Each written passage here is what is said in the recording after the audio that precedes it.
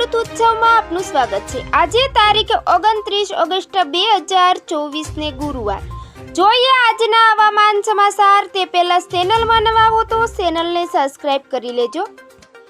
છેલ્લા 5 દિવસથી સમગ્ર ગુજરાતમાં ધોધમાર વરસાદ વરસી રહ્યો છે અને હવામાન વિભાગ સતત વરસાદની આગાહી કરી રહ્યા છે અને આગામી 31 ઓગસ્ટ સુધી હજી પણ ગુજરાતમાં ભારે વરસાદનો ખતરો છે અને કેટલાય જિલ્લાઓમાં અતિવૃષ્ટિ થતા લોકો મુશ્કેલીમાં મુકાયા છે। ત્યારે હવામાન વિભાગના મોડલ જણાવી રહ્યા છે કે આગામી 48 કલાક સુધી દરિયાકાંઠાના જિલ્લાઓમાં ભારે વરસાદ વરસી શકે છે। તેમજ બંગાળની ખાડીમાંથી ગુજરાત પર આવેલું લો પ્રેશર વધુ મજબૂત થઈને ડીપ ડિપ્રેશનમાં પરિવર્તન થયું હતું, જેને લીધે રાજ્યમાં સાર્વત્રિક વરસાદ થયો છે।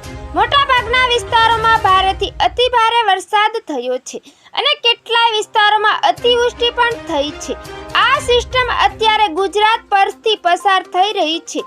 સિસ્ટમનો સેન્ટર પોઈન્ટ કચ્છ અને પાકિસ્તાનના કેટલાય વિસ્તારોમાં છે। આ સિસ્ટમનો ઘેરાવો કચ્છ, સૌરાષ્ટ્ર અને ઉત્તર ગુજરાતના અમુક ભાગોમાં કવર કરી રહ્યો છે, જેને લીધે આગામી 48 કલાકમાં રાજ્યના અનેક વિસ્તારોમાં વરસાદ થઈ શકે છે। આ સિસ્ટમ અત્યારે ડીપ ડિપ્રેશનમાંથી નબળી પડીને ડિપ્રેશનમાં પરિવર્તન થઈ છે। હવે આવનારા 48 કલાક સુધી કચ્છ પર સ્થિર થઈ જશે, જેના લીધે કચ્છ, મોરબી, દ્વારકા, પોરબંદર અને જૂનાગઢ જેવા વિસ્તારોમાં આગામી 48 કલાક ભારે વરસાદ થશે। જ્યારે હવામાન વિભાગ દ્વારા જણાવી રહ્યા છે કે આગામી 48 કલાક ઉત્તર ગુજરાતના પાટણ, બનાસકાંઠામાં સામાન્યથી મધ્યમ અને ભારે વરસાદની શક્યતા છે। આજે અને આવતીકાલ સુધી મધ્ય ગુજરાત, દક્ષિણ ગુજરાત અને ઉત્તર ગુજરાતના કેટલાય ભાગોમાં વરસાદ થવાની શક્યતા રહેલી છે। આ સિસ્ટમ અત્યારે પશ્ચિમ તરફ ખસી રહી છે, જેથી હવે વધારે વરસાદની શક્યતા કચ્છ અને પશ્ચિમ સૌરાષ્ટ્રના વિસ્તારો, દ્વારકા, પોરબંદરના આસપાસના તમામ વિસ્તારોમાં ભારે વરસાદની સંભાવના છે।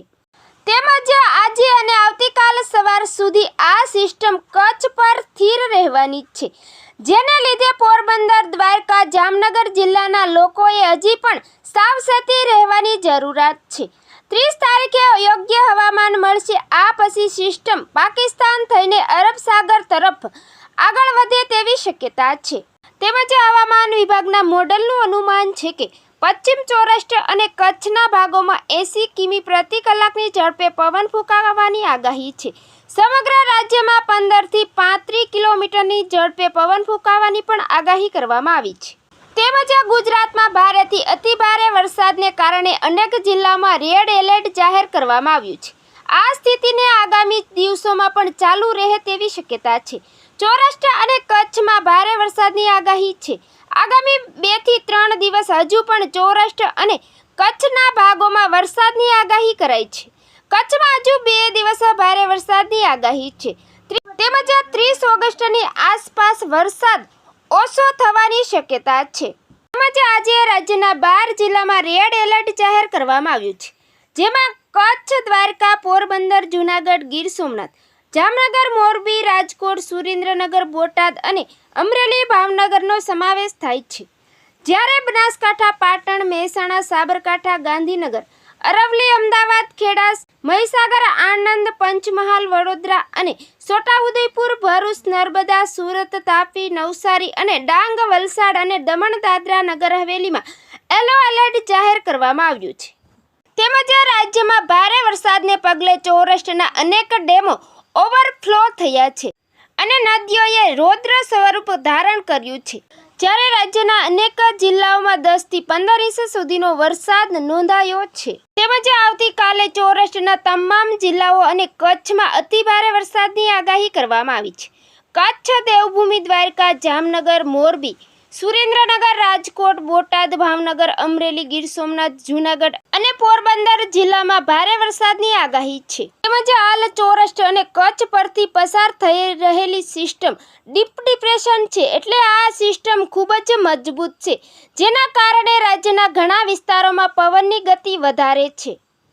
હવામાન વિભાગના જણાવ્યા પ્રમાણે ગુજરાતના દરિયાકાંઠાના વિસ્તારોમાં 50 થી 60 કિમી પ્રતિ કલાકની ઝડપે પવન ફૂંકાવાની શક્યતા છે। તેમજ કચ્છ અને સૌરાષ્ટ્ર, દક્ષિણ ગુજરાત તથા ઉત્તર ગુજરાતના કેટલાય વિસ્તારોમાં પવનની ગતિ વધારે રહેવાની શક્યતા છે. 60 કિમી પ્રતિ કલાકની ઝડપે પવન ફૂંકાવાની શક્યતા છે. તો મિત્રો, ફરી મળીશું નવી અપડેટમાં. જોતા રહેજો ખેડૂત.